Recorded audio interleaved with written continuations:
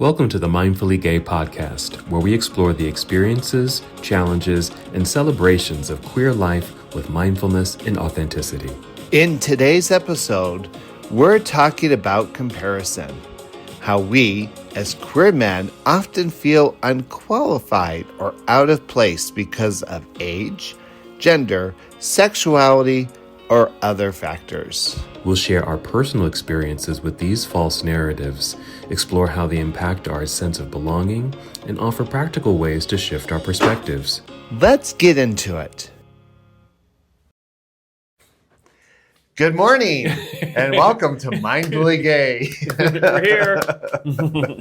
I'm Jerry, and this is John. Hello. And it was kind of interesting. Today is January 16th, 17th, something like that. And it didn't occur to me that this is our year anniversary. Yeah.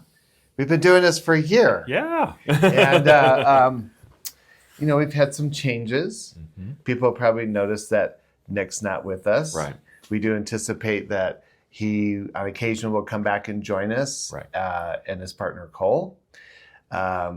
We're recruiting and looking for people who would like to be guests. Absolutely. And have talked to a few people. Mm-hmm. It's interesting. There's some anxiety about showing up. Oh, really? Oh, yeah. Oh, what Yeah. kind of anxiety? Well, my description is you kind of have to sit down and be a little vulnerable. And they're like, Well, okay. Can I tempt them with cookies? You probably could if we strap them to your pecs. Oh, man. But yeah, we would love to have participants. Yeah. And I'm going to call my friend in Colorado. I think I would love to have her join us. Okay. And I did say her. Yes.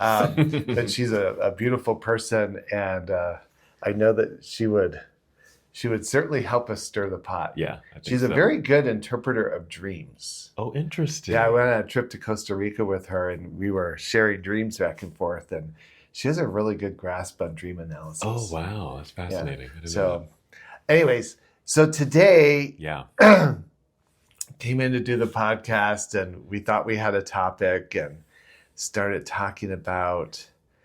I just came back from the gym, and how I saw guys who had abs and pecs, and I was walking around kicking the weight equipment because how come I don't look like that? Oh my gosh. I'm just shaking my head. But how many times have we played that game, I guess, is because I know I do it, because I love going to the gym, but I'm constantly, well, maybe not constantly, but I do catch myself just comparing and wishing. It's like, oh, wow, he's got those big muscles, and why don't I look like that? And the list just goes on and on and on and on. But so what is that? We're pathetic. We're pathetic. Well, but then we got to talking, right? And Nick and Cole aren't here, but talked a little bit about how people have this tendency to project a story based on what we see, right? And we've talked a little bit, right? We do that with our porn stars, for instance. Yeah. And we've talked about this on the podcast. We see something happening and we think, what's wrong with me? I'm not like that. Or we don't show up in this way. Go to the gym. And I happened to be working out with Nick this morning, and I was like, man, I want those abs that look like G.I. Joe dolls, Right. They're just stacked on top of each other with that line down the middle. Exactly. And I want to be able to, wash my laundry on my abs. And what do I need to do? And he said, well, stop eating. No. Right. But then he said, well, it's genetics and it's this and that. I said, yeah, but look at these guys who have that. And he was very sweet, but he was just like, you're getting what your body is programmed to do and at your age and your point in life. And not that Nick ever tries to limit me, but he was trying to say, hey, we're all unique. We're all unique. And I thought that kind of stopped me in my tracks for a minute. Mm-hmm. And I told you the other story about there was this very handsome Latino man working out behind us who clearly is well disciplined. And, and I told Nick, I said, Nick, I want to grow up and look like that guy. And his response without missing a beat was, well, what makes you think he doesn't want to grow up and look like you? Mm-hmm. And I had not even considered myself in the equation. Mm. And again, it stopped me in my tracks because I just thought, wow, that is an interesting observation. Yeah. You know, I would have expected Nick to say, well, if you just did more of this and more of that and stopped eating and right. But it was like, no, that was his response. And I thought, it really does flip the switch, doesn't it? Yeah, there's some value flip the there. Script. Yeah. I had a similar revelation. This was some years ago, because I certainly put a lot of, what's the word? Just expectations on my own body and what I want to look like or what I should like, and do those comparisons and, create my own storylines for the people that I see at the gym. I don't know them, but I just see them, right? They're just bodies walking across the floor that look good to me, right? I'm attracted to them because of a certain aesthetic. But I forget, and this is what I learned, that sounds like this is what you experienced, I'm attracted to them, but they're probably not attracted to me. Yeah. Right. And, but why? But why? I remember this was some years ago, and I happened to be at Gay Pride in San Francisco. And I was feeling good. I was young and I was feeling good in my body, I had some muscles and I was, kind of trim and just my thing. I was feeling good. And I saw some guys. Say that again. I was feeling good. Like that jiggle. I was feeling good.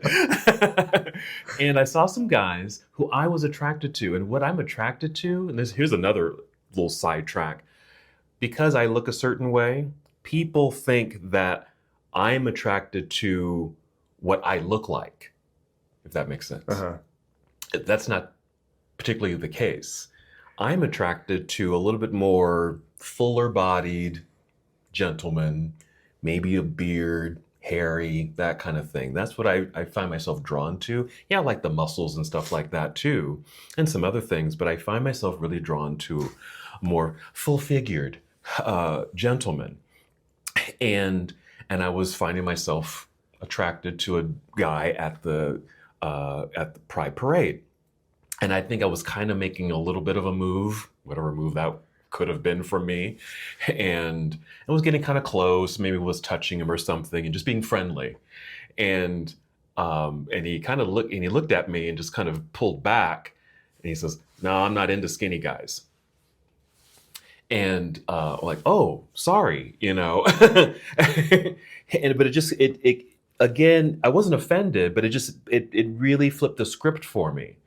Not everyone is attracted to, the muscle guy or the skinny guy or whatever. For this guy, he's not attracted to skinny guys. And so I had to remember, like, okay, wait a minute. Just because I may have muscles and I have a particular physique doesn't mean that that's what I'm attracted to. And I find myself, doing that at the gym too. So kind of fascinating. Yeah. The pauses, I want to cry.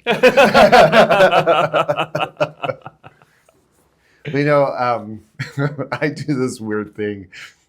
Again, Nick called me out at the gym today because I was working out. I was kind of waiting for Nick and I was warming up, and this really handsome, muscular guy is walking by, and he's staring at me. He's got this dark beard. He's just like, it was an obvious stare, and I thought, my first thought was, what did I do wrong? Right. Am I in the wrong spot? Am I in somebody's way? Do I have their equipment? And the stare was long enough that I started to get uncomfortable. My mind didn't go to the place of, this person would be looking at me Yes. in any other way other than I'm in trouble. Yeah, that I'm in trouble, right. Yeah. Mm-hmm. And Nick happened to know the guy. And I said, oh, so is he family? Is he gay? And he goes, oh, yeah. And he goes, and Nick had to point it out to me. He goes, you know that guy was interested in you. I said, I thought I was in trouble. Like, what? War? I don't know. And sometimes when that happens, I feel like, and Bruce makes fun of me all the time, my partner, because he's like, you're the last person to know when you're getting checked out. Mm-hmm. Right. But I'm pretty sure I'm probably not the only person. Right. For the same reason that you just talked about. Yeah. That somewhere in our mechanism, somewhere in our psyche, right, we don't, and we've talked about this, somehow we disqualify us from the very thing that might be interesting for us. Exactly. Yeah. Yeah. And yeah, what's that about? Mm-hmm. And we're talking a lot about physicality and body stuff. Mm-hmm. And I was, before we started the podcast, I was talking about how I'm a psychotherapist. People project a story that I sometimes feel like I have to live up to, right? I have my act together. I have perfect self-esteem. I don't struggle with any mental health challenges. Life is, they project a story, right? I've seen this. I have several friends who are in the porn industry, and frequently what I hear from them consistently is that people see them on film, but in real life, they project expectations about what people are seeing on the film. And so I think, those projections could be around gender, race, age, right, profession. And I don't know about you, but I sometimes feel a certain pressure to show up in meeting those expectations. Yeah. Even, I don't know, maybe it's just me, but I sometimes, even the idea of being gay, I think people have particular, in the muggle world, the straight world, right, that maybe there's an expectation about how you do your gayness. Yeah. Right. And so we play it up with language. We play it up with banter. We play it up with how we dress. Stereotypes. Even. Yeah.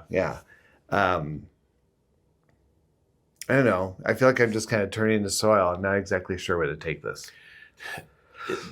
But you're right. I used a word earlier before we started recording, like pigeonholing. We put people in boxes as far as expectation because of the way that they look. We may not know the person, because I know I do this. I may see a person, don't know them, but I'll create a whole story around them. Yeah. Or if I, like with you, because you're a psychotherapist, and if people know that, and if that's the kind of the only thing they know about you, or one of the only things, then there's a certain expectation, or a way that they expect you to be in the world. Yep. And then, like you said, sometimes you feel like you have to kind of show up in that capacity. I think there's a give and take with that. We wear many hats because we fit many molds, and we do different things. And as a yogi, I do my yogi thing. I like to bake and do my baking thing. I teach nude yoga, and that's certainly a different thing. And I show up in a different way that way. I'm a sensual person. I show up differently in that capacity. And so there's kind of many hats as far as what makes up my persona.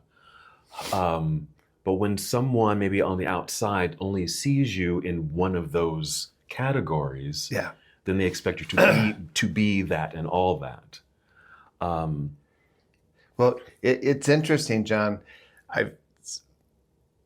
We haven't talked about this, but you and I have approached the podcast Nick when he was here from a place of a certain layer of transparency, right? Where we're talking about our personal experiences and our life struggles, if you will. And it's interesting. I have clients who listen to the podcast and they'll come in and go, wow. I was like, okay, which episode did you hear? Right, yeah. Which one did you listen to? Yeah.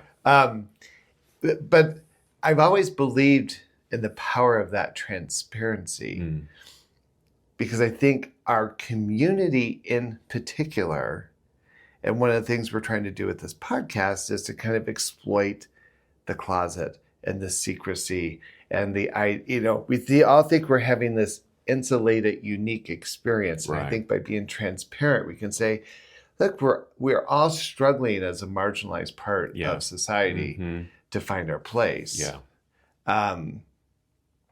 And so, and we were kind of kidding about trying to draw in guests. And I do ask, have you listened to the podcast? And in some cases, yes, some cases, no. And I said, we really kind of treat it as kind of a heart-centered podcast where we're somewhat vulnerable and transparent in the conversations that we have. And that changes the tone, right? There's some anxiety about what that means. And maybe we've minimized the impact, right? Out of the millions of followers that we have. But I think that is that's part the power of the concepts of masculinity. I don't think it's just a gay thing. I think men in general are programmed to look and be and act a certain way, and vulnerability and transparency is not one of them. Right. But then I think when you become part of a marginalized community where the primary focus is trying to achieve some layer of equality, that expressing vulnerability or transparency can be seen as a weakness. Yeah. And so then we do this comparison thing, psychologically, physically, spiritually, or whatever. Right. We do it very independent and insulated. Right. Because that's safe. It's safer that way. Although I would argue it's kind of like a cancer. It can, right? We think it's safe. We like, if no one knows how I'm thinking and perceiving things, then everything's going to be okay. But you're right. That is like a cancer. It just kind of grows and festers within you. And that can turn into, it might manifest into certain behaviors that might not be very healthy. It can even make you unhealthy physically, right? Yeah. Thinking that way or doing that kind of holding in, right? Psychologically, emotionally, physically. So I think what we're trying to do is give an example of how it can be okay and safe to engage in conversation that happens to be a little bit more revealing and open and expressive. Right. And it doesn't take away from our masculinity or even just your identity, period, right? Well, and I think, look, GLAMA, the Gay Lesbian Medical Association, used to have like the top 10 health concerns for gay men, top 10 health concerns for lesbians. Oh, interesting. Yeah. I haven't looked at that list lately, but it used to be that at least half of the list was of some kind of mental health variation, including addiction, depression, anxiety, minority stress, right? And the physiological, and what's interesting is GLAMA is primarily like a medical association. At the time where I was trying to get involved, I was like one of the lone mental health people there. Wow. Now, I think that's changed over the years. I haven't been too involved with them. But isn't it interesting when we talk about this process of insulation and isolation psychologically, right? I would say the number one reasons I see people in my office is depression, anxiety, social anxiety, yes, loneliness, which is epidemic in the world, but in particular with queer folks. Yeah. Internalized homophobia. Wow. Right? And the concept of internalized is, again, I'm insulated. I feel isolated. And if you think about some of the Facebook groups that you and I have been tapping into, what's the number one complaint? I hate my community. Yeah, no. I feel like I don't have friends. There's nowhere to go. Yeah. And yet there are opportunities that people don't take advantage of. Mm-hmm.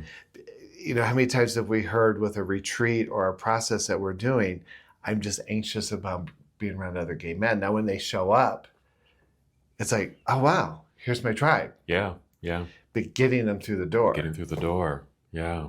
Oh, it's just fascinating, you know, what we're doing to ourselves. Well, right.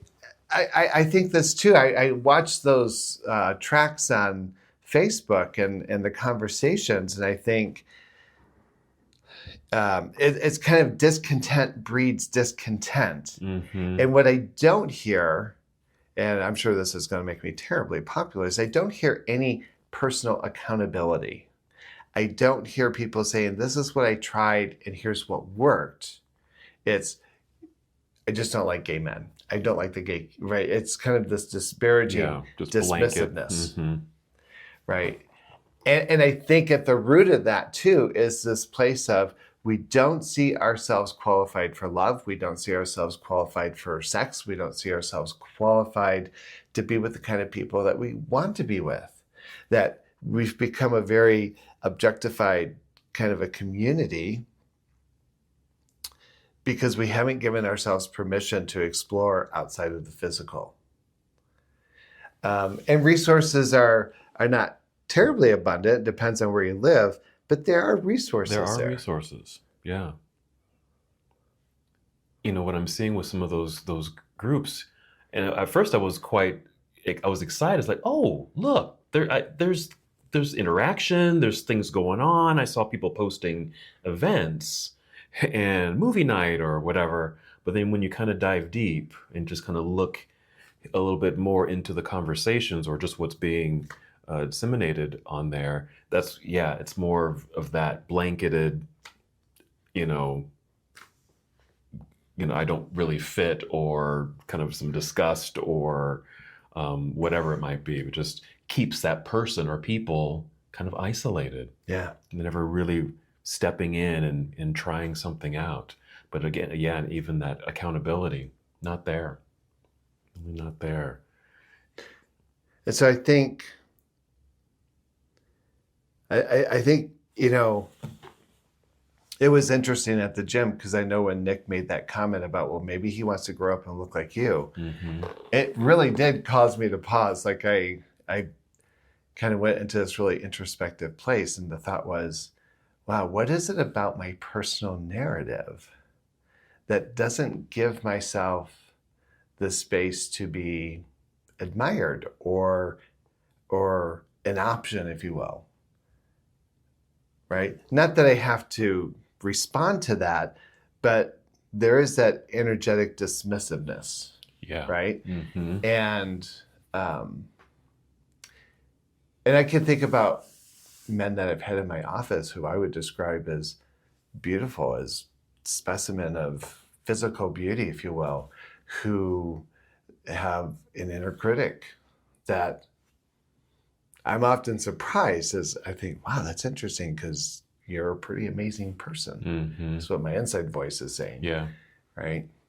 So I'm trying to think, you know, I wonder what the contribution of a history of oppression has in our final decision about ourselves.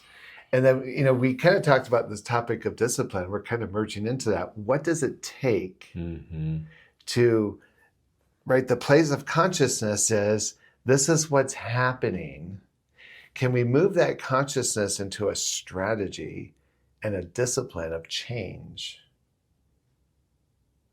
of adapting?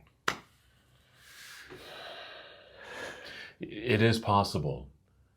I'm just trying to think of, you know, what have I done? Because I know I have fallen into that trap of, you know, comparing myself to others, not feeling like I could live up to the standards of that individual who I don't even know, right? And what am I doing we talked about this in another podcast, shame, right? That internal shame that I've enveloped myself in that I need to break through. One thing that I remember doing some time ago, and it helped me quite a bit. I mean, it does take some internal work. At first, it's the observation that what am I doing? What's my contribution to this? It's not just, oh, they don't like me. They don't like me because ... It's like, what's my contribution to all of this? And I have to do some internal work. And I was triggered, is that the right word? Just by, words like slut, whore, just the person who might be just very sexually active and that kind of thing. And I didn't want to be seen that way, or you have labels, those particular labels put on me by other people, even though I was very sexually active and continue to be. But was wary of being called that. Oh, you're just a slut. Oh, you're a whore. That kind of thing. And I had to kind of look at that. So what is it about my sexual expression that I'm kind of shaming? I'm a sexually active person. That's an okay thing. I don't have to shame that. And I did some relanguaging. I just had to reframe some things. And so instead of looking at words like slut or whore or some other ones, I guess, that are out there that are not really coming to mind, but instead of seeing those terms as bad, either reframing them or even embracing them and saying, you know what? That's okay. I can be that and be okay with that. So I was able to, I don't know, I can't think of what the exact process was, but it was really looking at those terms, words, and feelings around it and seeing if I can kind of muddle through it to change my feelings around it and make my own sexual expression good and positive. And if I got called a slut, I'm like, so be it. Yeah. So be it. And I think I modeled that particular terming and relanguaging with even just being a Black individual too. Or like you'll see like in the Black community where certain words are used just among Black people, okay? And they see that as some words as terms of endearment, connection, and all of that. But it stays kind of contained in that community, right? But if it gets used or someone else uses these types of terms, that's not, you don't do that. You don't do that. But within the circle of our own community and family and livelihood and all of that, those words can be used as and are used as terms of endearment. Yeah. And we embrace them, and we're not going to use them as we're not going to be put down by them if someone else calls us that. So I kind of use that modeling just to help my like, I'm okay, I'm all right with being a sexually active person. Fairies do that too, the radical fairies. Oh yeah. With the word faggot. Yeah, that's a good one. That's a good one. I think that's a really good one. I think even today, in today's time, where fag at some point, fag and faggot, oh no. But I think part of the community has really embraced that word. Well, and the word queer, when I grew up, not exactly. Yeah. Not a good word. In fact, if I work with older gay people, I will specifically not use the word queer because it still triggers that history. That makes sense. Well, and what's interesting too, there's a book called The Immortality Key. But there's, if you look at the history of early Christendom, right? Who hung out at the temples? The prostitutes and the sluts. Yeah, exactly. Yeah. And they were used for sacred purposes. I don't know the origin of those particular words, but what's interesting is those folks had a particular place even within religious society. Yeah. Yeah. And somewhere along the line, right, we've kind of shifted the perspective on that. And I think, well, we had an episode where we talked about sex magic. Yeah. Which got a lot of responses. It did. Yeah. Because I think it invited people to examine and to explore the narratives around their sexuality. Mm-hmm. Mm-hmm. And, but that's a tough one. I was raised in a pretty conservative place, in a conservative world, mixed in with Mormonism. And as much as I love sexuality and sensuality, I still recognize I have certain edges around what's appropriate versus inappropriate, and what are the lines of decency, if you will. Sure. Right. But I know when those things come up, I'm kind of like, do what you do. It's like I have to go to my head and say, okay, whose story is that? Whose story is that? Did I buy into a story? This is coming from the Four Agreements and Ruiz's, right? But whose story is it? Mm-hmm. Is it one that I was socialized to believe in? Mm-hmm. Or is it an authentic expression? Is it where my spirit takes me? Right. Yeah. And I think that's a strong consideration. I wanted to ask you a question, because we did talk about shame a couple of weeks ago. Right. And you brought up shame again. And the question that came to mind was, what's the antidote to shame? Like we know what shame is. It's hard to define, but we kind of recognize it as like an energetic. And so if I'm trying to work out of shame about my body, about my sexuality, whatever the self-esteem, whatever it is, what is the antidote to shame? I think you're starting to touch on it. It does take some self-analysis. You got to kind of sit with it. And rather than kind of pointing the finger and saying, well, they make me feel a certain way, they did that to me. It's what's my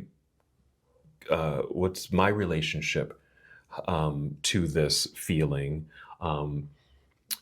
Why am I expressing myself this way?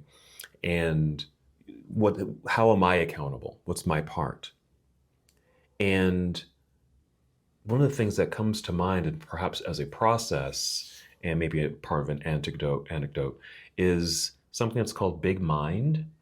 It's a Buddhist practice, but it's a westernized version of this, of some Buddhist practices. But and I use it in therapy sometimes.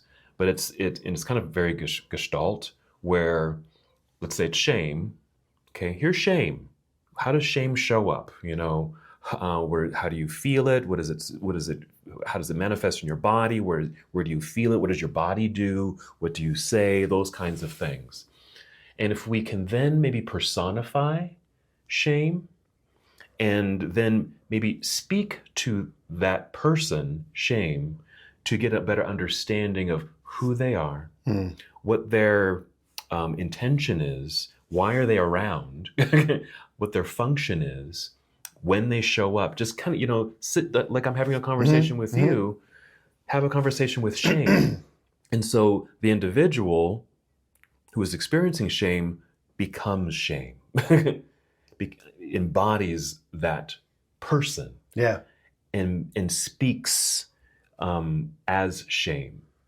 And it's a very fascinating and pretty powerful experience, because the person gets to learn why the shame shows up, and at what times, and what their origin story is, and why they even stick around, and what their purpose is.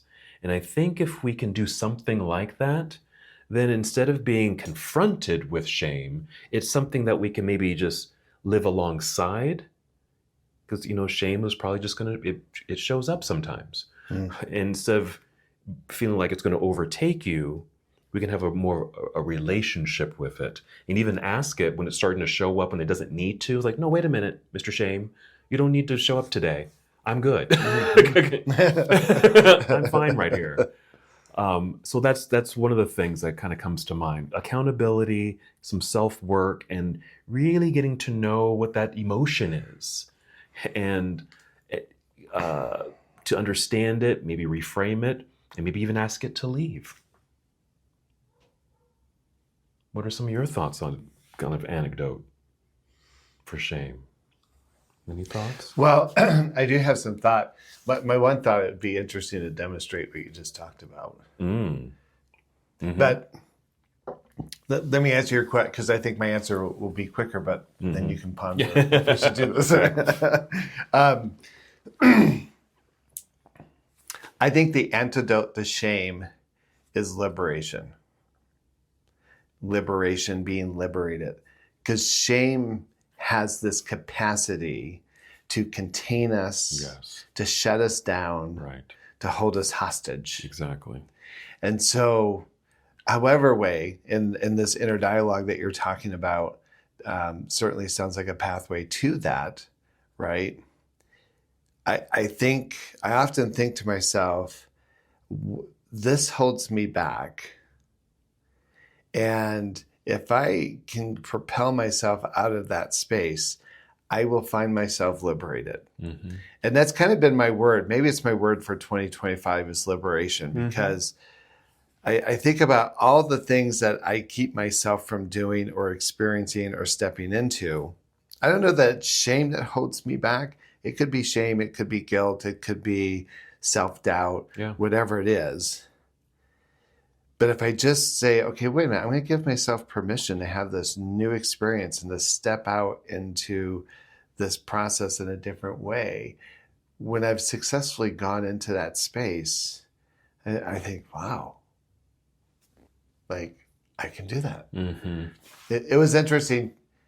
Nick has been having me do this particular exercise, and Nick is always thinking about safety. And so when we originally set up this exercise, I was supposed to kind of hold on to these things to kind of protect myself from falling. Well, today I was working out with him, and we decided not to use the cheats. Mm-hmm. And my first thought was, I don't think I can do this, because I haven't done it before. Right. And so I just kind of looked at that, and I thought, well, I'm going to try. Mm-hmm. Tried it. Actually did it. Yeah. Did it, I thought, fairly well. Yeah. And I kind of thought, wow, that just liberated this place of self-doubt. Mm-hmm. I experimented with something different, and I now know the scope of my capacity. Yes, yes. I think you touch on some really key things as far as kind of moving forward out of shame or any other kind of heavy emotion into liberation and freedom. We kind of sit in a space like shame or guilt or anxiety, and it's kind of comfortable there, right? We get comfortable there. And one of the things you said, because you thought you could not do that thing because you had not done it before. And so I think that holds us back too. Well, I've never done that before, so we don't know. We're the fear of the unknown, right? So what's the worst thing that's going to happen? You might fall, you might lose your balance. What's the worst thing that's going to happen in that situation? But because I haven't done it, I stay away from it. I'm just going to stay in my little safety zone, right? But once you kind of give yourself that permission or that oomph, or you get encouraged or something just to walk through the door or try that thing and have what you might consider a positive experience, then, oh my gosh, I mean, a flutter of doors just start to fly open. A new perspective is suddenly at your presence, and your narrative can start to rapidly change, right? And shift. And then just that moment can begin to reinforce the stepping forward. Oh, well, maybe I can do this. Right. I'll try it again. Right. And maybe you'll have another success, right? I see that with yoga. And Tantra is really about that. The kind of the overall premise of the Tantra philosophy, it's about, it's about the self. Taking care of yourself, but liberating yourself. But liberating yourself means you need to you need to know what you're liberating yourself from. I mean, you need to know what you're liberating yourself toward. What's holding you down, what's holding you back. You need to identify that. Mm-hmm. And once you can identify it, and then you can do these processes, whatever it may be, to start to break through some kind of energetic thing to get the body moving, get the mind moving. Mm-hmm. In yoga, it's movement. In yoga, it's breathing. In Tantra, it might be movement, breath work, sensuality even. Going to the gym, same thing. It's just try it. I catch myself, there's a thing I want to try, over at the gym. There's a machine over there. I've seen someone use it and I've never even touched it. But in my head, I'm going, oh, I can't do that. But my little mantra is, John, just do it. John, just do it. Or I might look at that machine and think, I have no idea how to do this. Mm-hmm. And I might be afraid of looking incompetent. Yeah. What will others think Mm-hmm. if they see me struggling with it? Mm-hmm. Right? Yeah, right. Because I know I'll do that with it, and I think I must look like a freaking idiot, right? Because I'm kind of stumbling over it. Nick has been having me do these overhead squats. Ooh. Where, right, it's a squat with weights over your head. Oh God, that's hard. And it's a very different. And when he first showed it to me, I couldn't get anything right about it. Now, I'm able to get maybe 75% into the position. I think I'm clearly on the trajectory of doing it. Mm-hmm. But it's interesting. I practice a lot when he's not around. I hate it when he is around because then I get like a little bit more conscious about it. But what's interesting is I know the other guys in the gym are watching. And so I've had to practice being uncomfortable with not knowing what I'm doing. Yeah. Yes. And that in and of itself has been an interesting stretch Mm-hmm. because at the gym, you got to, yeah. Right. Yoga's like that too. I don't get a lot of men that come to yoga because they feel like, well, I'm strong, but I'm not flexible, and I don't want to be falling over and not being able to do a stretch because all these stretchy people are going to be around me and looking at me, so I ain't going. Right? End of story. They're afraid of what they might look like to other people. Yeah. But it's been an interesting lesson. Like, what if we gave ourselves permission to practice not knowing what we're doing? Yeah. That's a good one. Yeah. Because when you think about it, if you took a step back, that's normal. Yeah. Right? We don't step into something being an expert at it. Well, it's like, frankly, I don't know how to cruise that well. Practice, Jerry. Just practice. So I hang out with those who do. It's like, is he cruising? Like, no, he's really not interested. Yes, take the bait. Okay, go. This is your moment. But yeah. So we started out with this topic of, right, our comparisons, the ways that we disqualify ourselves. Now we're in this place of perceived competency, which is interesting. We're all having this human experience together. Yes. None of us have ever done this human thing before. Right. I love this little, there's this little video clip that's been circulating around Instagram. Mm-hmm. And it's this older woman. And she's giving like a prayer or something. And she just kind of starts riffing. But she goes, please forgive. She goes, oh, this must be age related. Please forgive me. I've never been this age before. Yes. I'm trying to figure it out as I go along. And there's all these little surprises that come up, right? And it's so funny, right? Because when I find myself in a situation, I always say, I've never been in this situation before. I've never been this age before. I've never been this person before. In fact, when we're done with this podcast, we're not going to be who we were when we showed up. Right. Right? And so but we kind of create this interesting illusion of competency and capacity and capability, and we have our awards and our pat on the asses and whatever. And the reality is we're all just kind of struggling moment to moment to make sense of things. Yeah. And what would happen if we could just liberate that and just allow ourselves to be in that place of authenticity, that place of curiosity and wonderment, as opposed to colonization and capturing and conquering. Yeah. Right? It's almost like it's in our DNA. It really is. And I think that's part of that reframing. Instead of going in, let's say it's, the person coming to a workshop or a retreat or just a social event, and they're really, anxious and feeling like they're not going to fit in. Yep. But yeah, just giving yourself that permission to be anxious. It's okay. That's a normal thing. Just be human. Yeah. It's okay to be nervous. Rather than going in, I got to be the socialite of the century in order to fit in. And what hat do I have to put on? And what outfit do I need to wear to look the part? Just show up. Yeah. Before a lodge, it's interesting when we have our newcomers come to lodge. There's so much anxiety about getting it right, not having any mistakes, blah, blah, blah. And so I always tell people, even I give them explicit permission, relax, we got you. There's this like mistrust, like, I still got to look good. But then after the first round, I'll just tell people, all right, what you're in. We got 3 more rounds. You just figured out what the first one's about. So now that you're done with your curiosity and questioning, you know what it is. Now settle in and do the work. Yeah, exactly. And by the time everyone gets out, it's like, okay, nobody here's a virgin anymore. You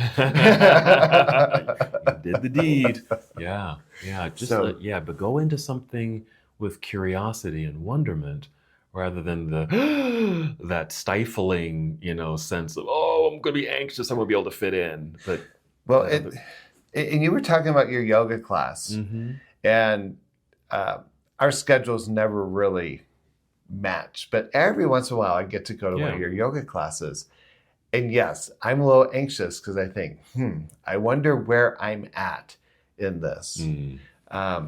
And I clearly hear you giving explicit permission to work within your capacity. But what's been interesting for me the times that I've showed up is, I can do more of this than I realized I could. Right. And I may not be doing what Miss Pretzel's doing over here. Right. But I feel good about what I'm doing. Like, it gives me permission to evaluate and assess. And in those situations, I often think, I would like to be able to master that move. Or sometimes when I've gone to your class, I may not go to your classes a lot, but I'll remember some of the moves. And when I'm at the gym, I'll do some of those moves because I realized in the class, that was a really good core thing. Or I really liked how that loosened up my hips or my glutes or whatever. And so, sometimes, in fact, I've gotten to the point now, if I go into a class or something and I'm not sure who's going to be there, I just think, okay, this is just part of the routine. Part of the yoga practice is working on the psyche. Yeah. And part of my psyche says, do I belong here? And I'm going to give myself permission to be here. Yeah. And I think that could apply to the retreats, lodge, anything. Anything. Going to a social event. In fact, Bruce and I have been invited to go somewhere in June that is probably outside of our point of reference in many ways. And our approach is, let's do it. Like, if it's miserable, then it will end eventually. Yeah. But what I anticipate is, I look at it as a point of adventure. Like, we're the Indiana Jones of that moment. There you go. We're going to have a new experience, and let's see where this takes us. Exactly. That's that wonderment. That's that curiosity. I might learn something from this. I might even meet someone pretty interesting at this event. Yeah. Right? right? Just open the opportunity for what could happen in a good way, rather than, like I said, stifle yourself in the unknown, right? Just making up all these stories about the situation. And so, yeah, so maybe a word for this, like you talk about liberation, um, freeing yourself. I say this in yoga a lot too. Soften around the pose. We find ourselves getting really rigid and stiff, and we hold our breath. When you really, in order to have a successful experience with the pose, is to actually to relax. Yeah, you got to engage your core and some other things, but you have to be able to breathe and settle into the pose. Yeah. Right? And you'll find that you can actually do the pose. It'll just feel better. Which is a powerful metaphor. I mean, you're talking about yoga, but if I'm going into that gay bowling club for the first time, or if I'm going to that social event or that retreat, right? Like, okay, soften, breathe. Where's your head? Like, where's my dialogue? Yeah. Yeah. And I would tell you, as a therapist, and maybe this has just become so habitual that I'm often surprised that people are not conscious of how they think. Ruiz talks about it. He calls it the mitote, right? That choir of voices that's always going that we're not always tuned into until we tune into it. And sometimes I think I'm too tuned into my inner dialogue. But what's nice about the being tuned into is, I like the idea of being tuned because, it's out of tune. I can bring focus. I can bring a layer of consciousness that allows me to see it with a little bit more precision, or a little bit more latitude, or a little bit more liberation. Yeah. Yeah. So can we, because we did this little, shift in our conversation, coming back to what we started with, can we apply some of these things, liberation, softening, around what we started with, kind of comparing ourselves and perspectives and things like that? Can we bring that back around to those experiences? No. No. Well, that's the end. No. I don't think so. What are you talking about? Well, a little echo. I hit a good frequency there. Yes. I think I told you, Nick said something to me in our session that like flipped my paradigm. Yeah. Right. And I think, what would it take when he flipped that? It just put me in this, like, it took me in unfamiliar territory. Right. Yep. And instead of dismissing it, which was almost reflexive, like, right. Yeah. But to contemplate the potentiality of what he said was inviting, was like, I like that potential. I like that idea. Yes. That, and what's interesting, because I've had such a interesting transformation, the other day we were working out at the gym, and this woman has seen us work out, and for a while Nick has been really busy, so I've been working out on my own, and I don't talk to this woman very often. It's usually like a head nod or something. Right. But she saw Nick there, and the synchronicity of us all kind of being in the same space. She came up and said, well, it's good to see you again, blah, blah, blah. And she goes, and he's been busting ass. And then she kind of proceeded to like make these observations of what I've been doing for the last couple of months at the gym on my own. She never ever said anything to me. Yeah. But I thought, how interesting that she's watching. And I've had a couple of people at the gym who will come up and say, wow, like, you're really working hard. How old are you? They're kind of curious that something's going on. And it always catches me by surprise, but it's also an interesting lesson that sometimes we're so consumed about kind of being invisible or that maybe we're not being seen.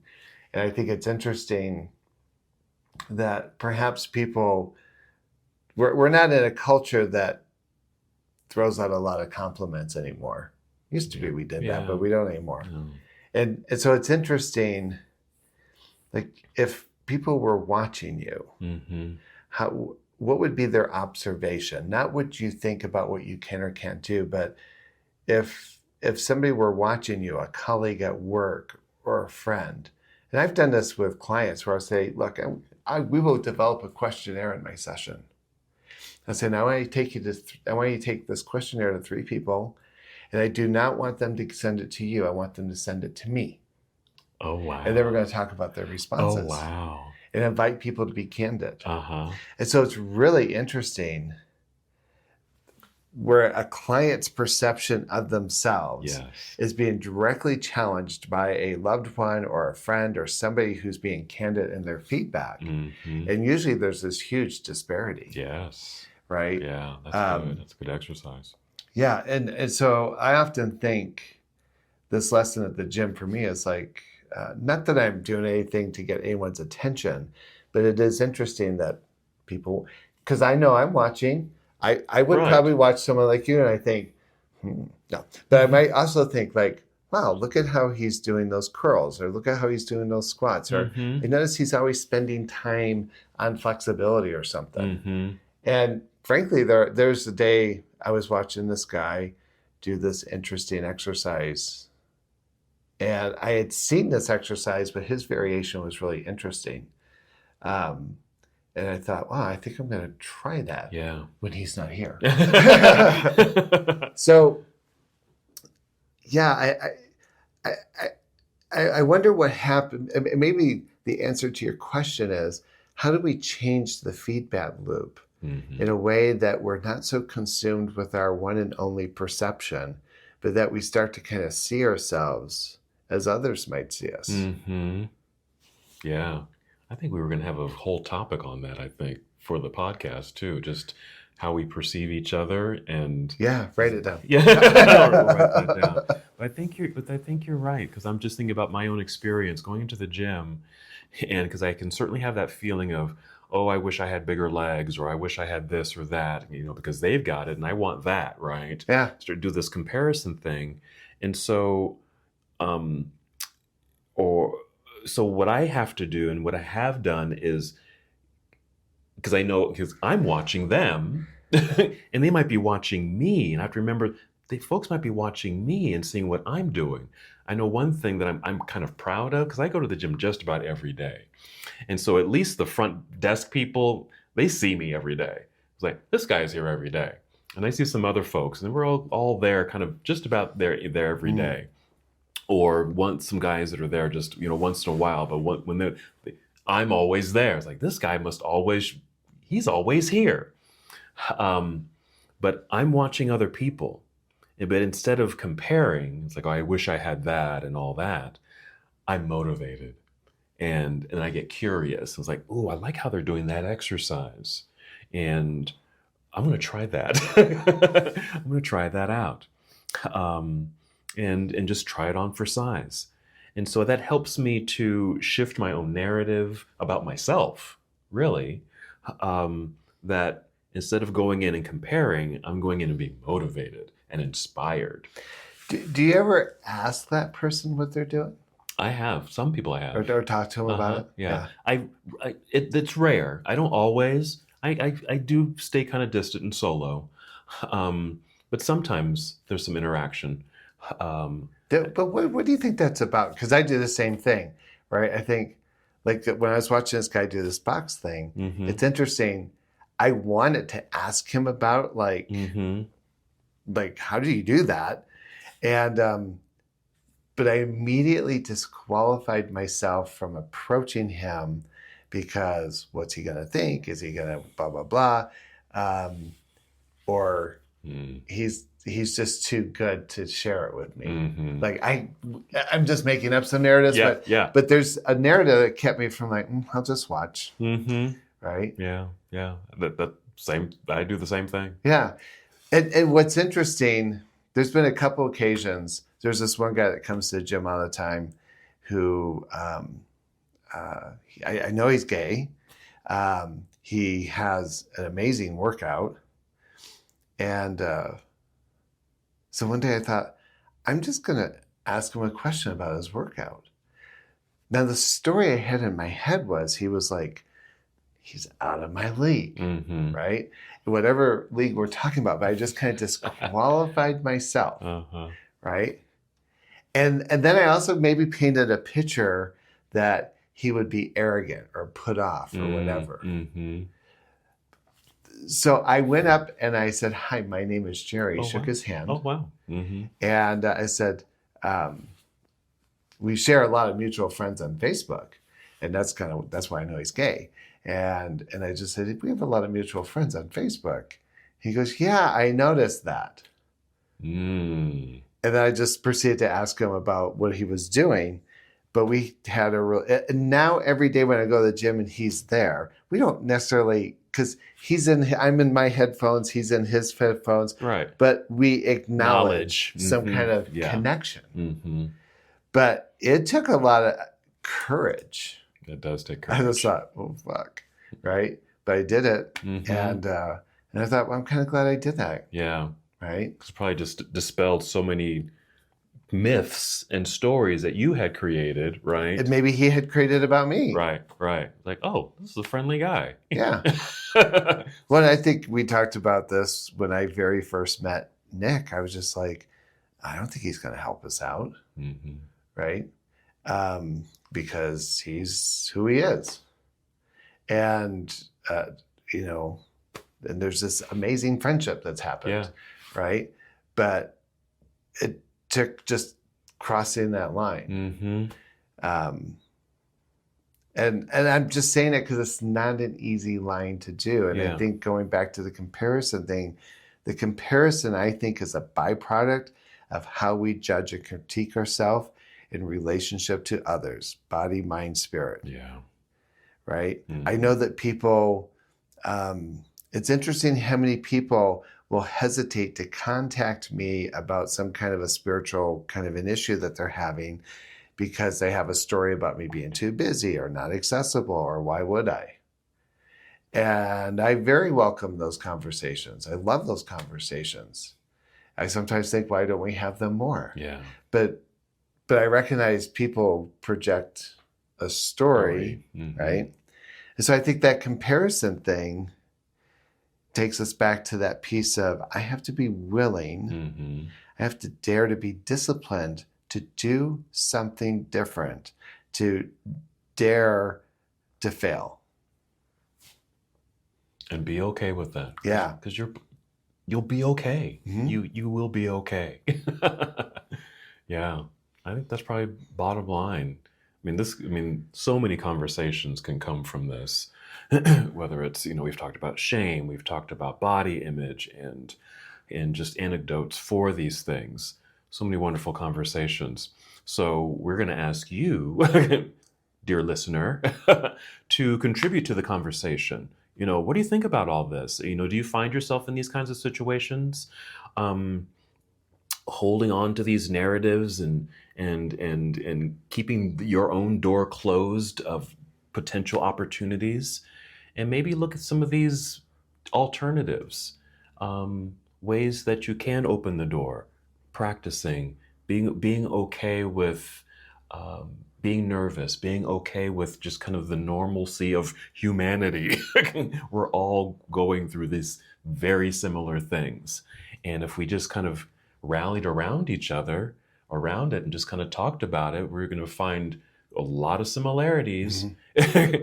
And you can be able to soften those shoulders and be okay. Yeah. Be okay with you and be okay with any kind of circumstance you might be walking into that might feel intimidating at first. But give it a shot. Give it a shot.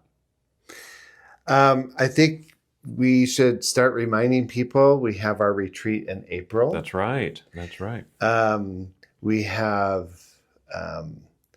we're trying to do either heart circles and pipe ceremonies or sweat lodges. on a more frequent basis for 2025. John has his yoga classes and tantric sessions that he's hosting. So there's lots of things for people to come and to try out. Yeah, try it out. But we would love to hear reviews on the podcast. We'd love for you to come and check out the retreat, which is basically an extended version of the podcast for 2 days. Yeah, really. And engaging in the conversation, ritual, practice, and evolution of sense of self. Yeah. And I'll just invite people too, because if you are kind of interested or just curious, that's a start, that's a step. And even if you don't show up this next time in April, maybe in September you'll come. But if you have questions now, please feel free to reach out to us, email, Instagram, anything like that, because we will get back to you. Because if you have questions around what happens or how should I show up and what should, any kind of questions, ask and we'll get back to you. Ask and you shall receive. Yeah. Ask and you shall receive. All right. Yeah. So thanks again. And we will see you next time on the Mindfully Gay podcast. That's it for this episode of the Mindfully Gay podcast. Thank you for joining us on this conversation about comparison and self-worth. We'd love to hear your thoughts. Have you ever struggled with feeling unqualified or out of place? Share your experiences with us over on Instagrams at mindfully_gay. And if you're looking to connect with community, visit mindfullygay.com to check out our upcoming free social events. And we're still taking registrations for our spring retreat that takes place May 2nd through the 4th. Don't forget to subscribe, leave us a review, and share this episode with a friend. Until next time, stay mindful, stay proud, and take good care of yourself.